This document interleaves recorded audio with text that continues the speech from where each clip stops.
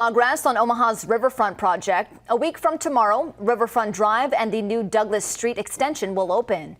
It will give drivers direct access to the Heartland of America Park and the Lewis and Clark Landing. Riverfront Drive, which is just east of CHI Health Center, has been closed for over 2 years. The Douglas Street extension begins at 8th Street and continues east, eventually connecting with Riverfront Drive. The Heartland of America Park and Lewis and Clark Landing are expected to open this summer.